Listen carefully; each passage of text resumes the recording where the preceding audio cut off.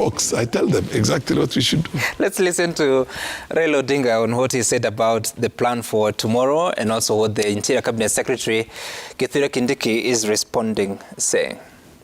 Sitarudi nyuma. Sasa tumesema siku ya Jumatano.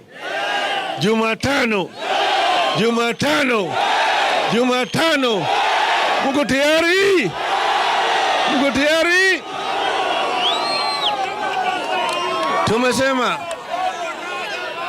sisi si majambazi. Sisi vilevile si watu ambao wanataka ugomvi kwa sababu ya ugomvi. Tunafanya kila kitu, tunafanya na sababu. Tumesema Wakenya wana sababu. Pili, Wakenya wana nia. Tatu, Wakenya wana uwezo ya kuleta mabadiliko. Watu wamesema story nyingi kule. Sijui vile watafanya Jumatano. Mkuje asubuhi tukutane. Kujeni tukutane. Because hii nchi sio yenu peke yao, ni ya kila mtu. Hata wale hawako kwa maandamano ni nchi yao. Hata wewe ni nchi yenu. Kwani nchi ni yako peke yako? Okay, so Honorable Kagire, tell me about, because the Azimio leader is talking about between 10 and 15 million signatures. I've had two figures, so I don't know which one to go with. 15 million signatures to delegitimize the government. There will be demonstrations tomorrow. Kithure Kindiki is telling them, bring it on, we'll deal with it. We don't appear to move, like he says. I mean, many months since they started, we're not making any progress. I agree, Sam, and I've said very many times that it is very worrying for what this current situation is doing to investor confidence to this country. Because if we look back, I remember when we completed the elections, the data we were given, we were told IEBC spent around 44 billion for that election. Then the election happens, we have a candidate who says he did not win, the announced president is not the one who actually won the elections. Then I sit back and wonder, do we want as a country to say that that was money wasted? So the answer, of course, should be no, because I keep wondering if Honorable Raila Odinga says he actually won, and he was the one who was number 2. Why then is the woman rep candidate in Laikipia not also claiming to have won the election? Because if the election was conducted by the same IEBC, from the ground we accepted the results as they were. Where does it get to the national level? That's where the problem becomes. Yet the results coming from the ground are actually the same ones getting to the national level. But that said, I listened to Honorable Raila Odinga yesterday. And that's where I was initially talking about the ingenuity in this whole situation. Because number one, we look at a candidate who before the elections actually made pledges that sounded similar to what we are currently having with the current president. He spoke about affordable housing. He spoke about creating employment opportunities for young people. Cost of living. He spoke about the cost of living. Today, the current president is speaking about the same things. But today, he stands and opposes what the current president is trying to do. Again, they walk around the country telling people about signatures. Signatures which we know will not see light of day, even if they collected 20 million of them. The most they can do is just reduce the confidence in the current running of the government. However, beyond that, there's nothing much that is going to happen. So for me, my plea would be to the opposition. Let us give our government a time to deliver on its pledges. Because I remember before the elections, one of the days I walked into my house and I met my household very happy. And I remember her telling me, His Excellency Ruto has said, at 5,000 shillings, I can own a house in this country. Today, I look back and wonder, when Honorable Raila Odinga is fighting such things, does he want His Excellency William Ruto to look back at the same people he pledged to and tell them, no, the pledges I made, today I cannot honor them? In fact, looking at the situation in our country, Honorable Raila Odinga and year ago are supporting housing levy. Today, the current government, which I am in, is supporting the housing levy and affordable housing. For me, I would think our conversation should be how do we ensure efficient implementation of our pledges? And that is if we are being genuine to people. I wish we were on the streets talking on how we should reduce these things. In fact, I would want to bring to the attention of Kenyans, as much as they would want to say fuel levy has gone up back to 16% from where it was at 8%, they should observe the budget that was read in Parliament. There is a 25 billion allocation for payment of arrears of fuel subsidies. And that is owed to the fuel distributors. For me, I would want to tell Kenyans, anytime you hear of a subsidy, can you know that what is being given to your right hand is being taken away from your left hand? And it should not be something that should amuse us or make us happy when we are told a subsidy is going on. And of course, even when the opposition is telling us, let's go back to the old prices, it is just a setup for the government to fail, because we do not have that money for subsidies. And the current president has been very clear. It is a time that we need to tighten our belts, because sometimes I hear leaders say that the president should have a conversation with Kenyans. I wonder how clearer should this conversation be, because from when he took office, he explained how badly the economy was doing. Shortly after that, he explained how we could not retain the subsidies, and he has gone on explaining to us through the whole process. So today, when we say the Finance Act or the Finance Bill was not consultative with Kenyans, I believe he worked with us the whole journey and every step of the way. Do you think there's any problem in this country, Honorable Kagiri? There is a lot of problems. How do you resolve them? And the way we would resolve these problems is just as I mentioned, we must all accept to take a bigger sacrifice. And a bigger sacrifice is based on the taxes that we should be charged, and that is how we are going to again be able to uplift this country. Because just as we all agree, we do not want more excessive borrowing. And those were some of the pledges we gave to the people. But when we were saying we don't want excessive borrowing, where was the money again to come from? It has to come from within us. And that's what the Azimio has a problem with. And Azimio had similar pledges. Maybe they should tell us what the alternative was. Sami, can I come in, because Yes, I'm Azimio? My leader, Madam Kagiri, you guys are in government. Yes. Can you please govern? And that's what we are doing. When you hear us collecting signatures, why are you worried about it if they mean nothing? It's the nuisance value is on us as Azimio. Number two, the problems of this country have nothing to do with some of us not wanting President William Ruto to govern. What we are saying, let me ask you, Madam Kagiri, since President Ruto took over, how many scandals have come in? At least we've had the health ministry scandal, and he handled it. Wait, don't go that way. How many have come in? The story of fuel. You have got KEMSA, story of fertilizer, story of I don't know what. We look at how your leadership is gobbling billions of shillings with helicopters and motorcades, and every time we raise this issue, you are talking about Raila. Raila is not in government. Can you people govern? What we are asking President William Ruto to do has the way all presidents do. William Ruto is now scoring an A, talking about Africa Union and Pan-Africanism and great lofty ideas. But what we are saying is, let the president come and say, we found the coffers empty. There was no money in these coffers. The person who stole the money, like they said, for so many months was so and so and so. We've arrested them. They have gone to jail. We have now started collecting taxes, but we don't have enough. The taxes we'll collect will be this much. We will share this with the counties. We will share this for development expenditure. We'll be paying our debts in this amount. And by the way, Kenyans, the period which I think you can suffer might be maybe 2 years or 3 years. Can you please allow us to govern? If Raila goes to the street, so long as nobody's property is destroyed, so long as nothing happens that is going to injure other people, the Constitution allows us as Azimio to go and demonstrate in the streets. The only thing we are saying is that this narrative that all that we are doing in Azimio is because we have got no value. Azimio, we are in the opposition. Madam Kagiri, I will be talking about how you have failed until the 5 years are over. If you do well, because I think I'm classified enough and sophisticated enough to give the president this credit, I will give it to him. Look at the fuel issue. Sami, didn't I speak here? I said there's no country in the world which buys fuel on credit. You've gone and bought fuel for 6 months where you are spending 50 to 70 billion shillings a month. Where are you going to get 800 billion shillings to pay in the next 6 months?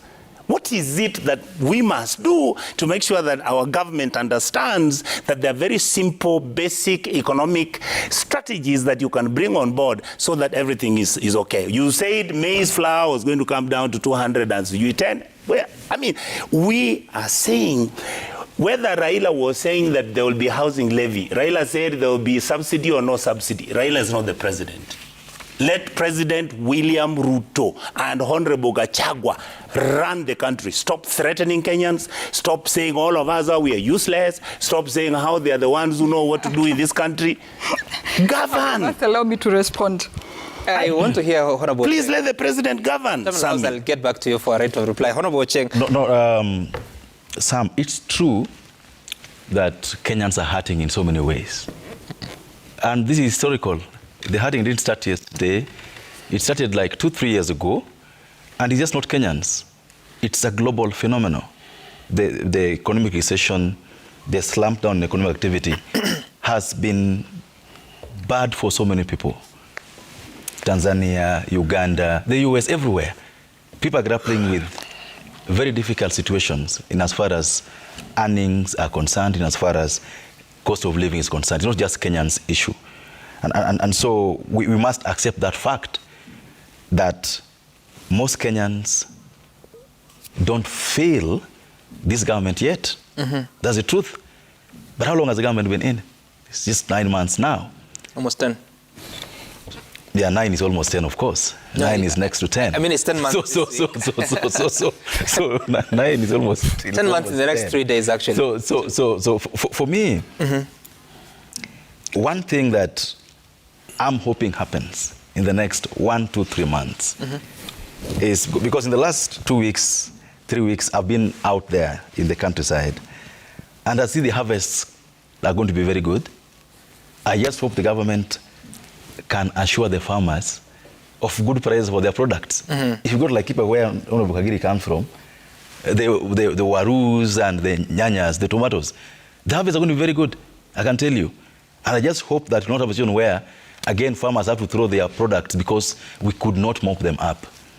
And so I'm hoping that the government has a plan to ensure that those who have done their maize are getting good prices for maize.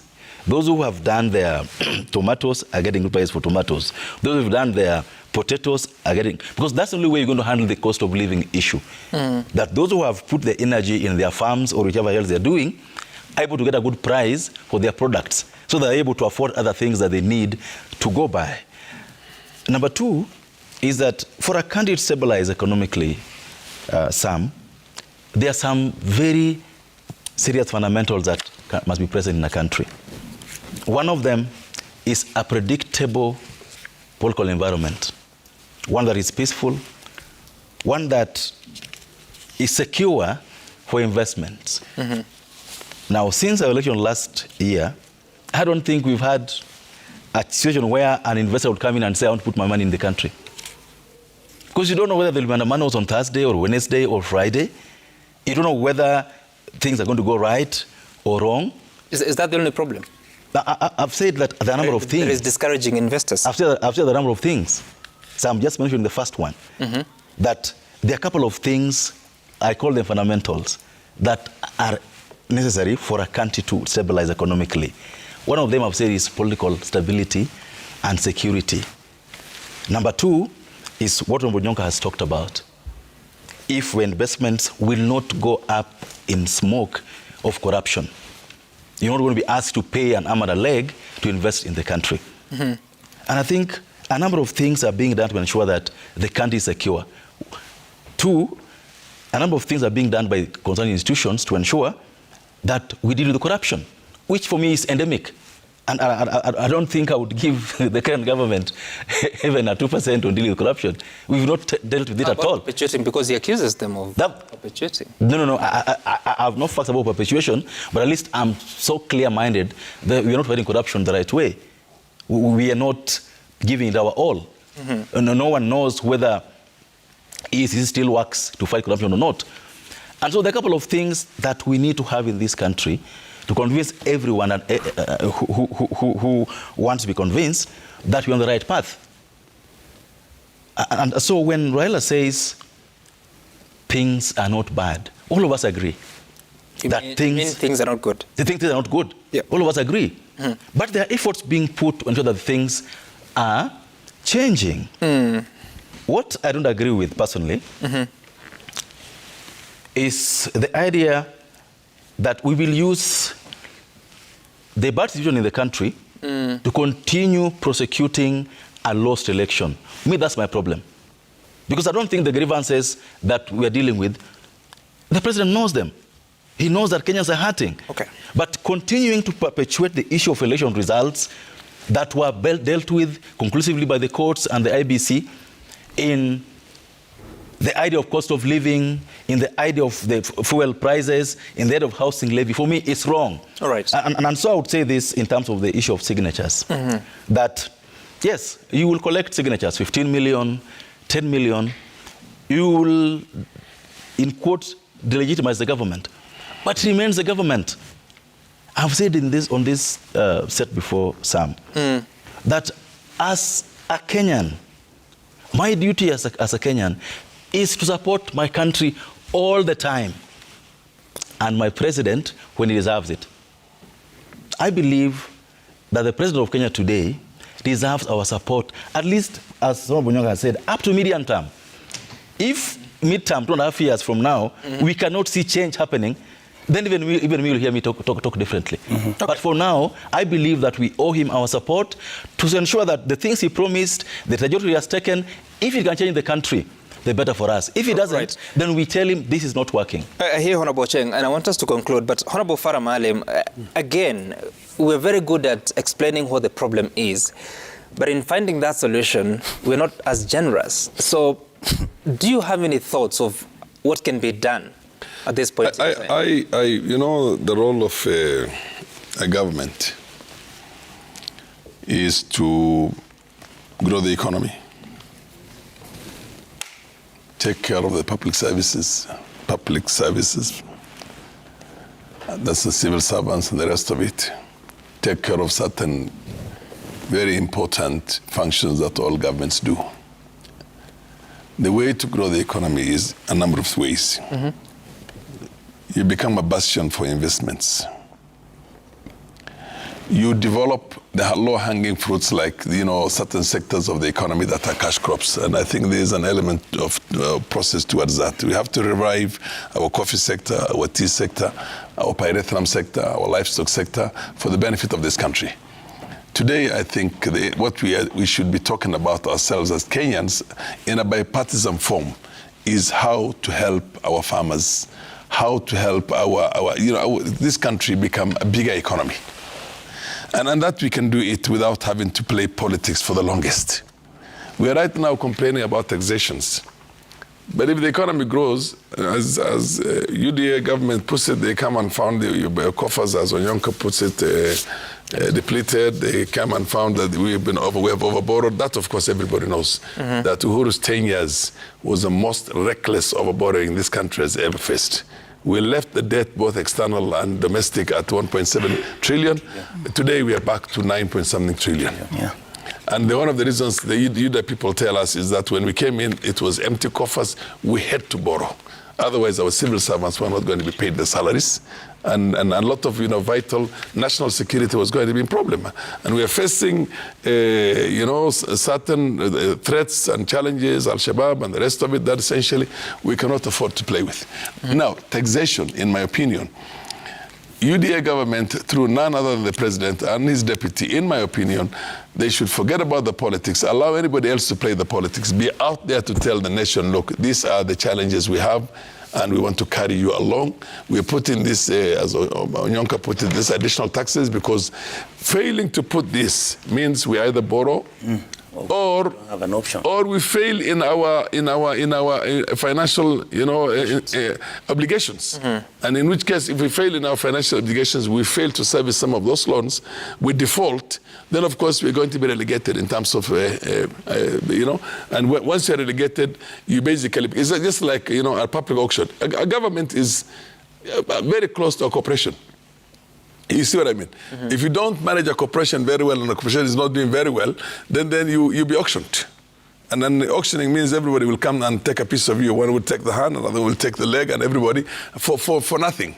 And that's why when you go into this, what they call default, you can only go to commercial banks. And the commercial banks, because they want a certain security, will charge you through the nose. And we will have an economy that is going to take a downward spiral. To avoid that, we definitely need to increase certain taxes for a certain limited period of time. But at the same time, develop a certain powerful sectors of our own economy so that we begin making wealth in the country. Okay. But Sam, as you go to Mandamano, I always want to question the country. I've not finished your check. Sorry. I can take a look at feedback. I thought I finished. Yes, sorry. Quickly. So in my opinion, just as Ocheng has put it, let's give this government a bit of a time. Let's allow them to go through some of these things. And let's now, first of all, come together as a nation.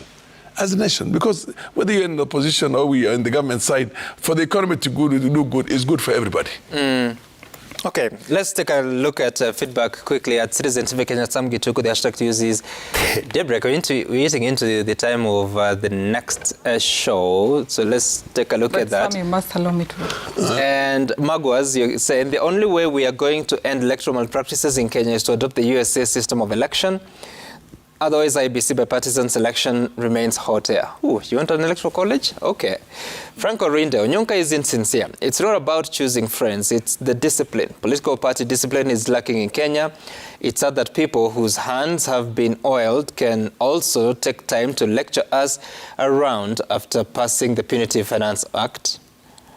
Okay, again, Magos, the IBC bipartisan selection panel won't solve electoral theft in Kenya. The same issues we have been experiencing from previous years in election will still be seen in 2027. Kenya should be thinking of adopting the US or India system of election.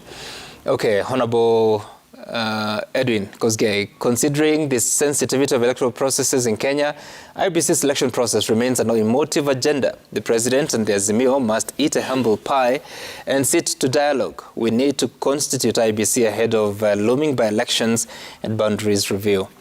And Okelo Mwalimu, going by back and forth between Kenya Kwanza and Azimio, one thing is becoming evident. Framers of the Constitution erred by giving President sweeping powers in the Constitution of IBC. This role should have been given to independent entities like civil societies and judiciary. All right, that's your view. Billy Otieno, IBC commissioners is not an issue. I fully support the declaration of presidential results at the county level. It should be made a law, and the returning officer to call for press conference and declare the results in finality. I support proposal by Farah Maalim. Okay.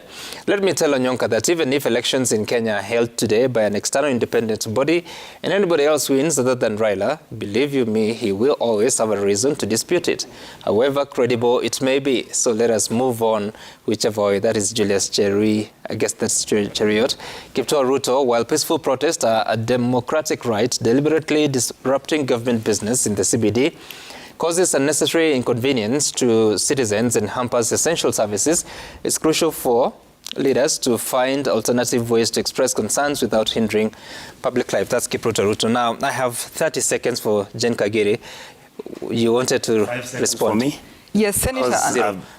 Yes. Yeah. Sam, if you allow him, you'll be very unfair. No, just go ahead. So, I wanted to respond. The Senator asked about what we have done right as a government. Senator, you've said you've given us credit where it's due. We've already employed 30,000 teachers. We've already distributed 3 million bags of fertilizer, and that is why we are looking forward to a bumper harvest this season.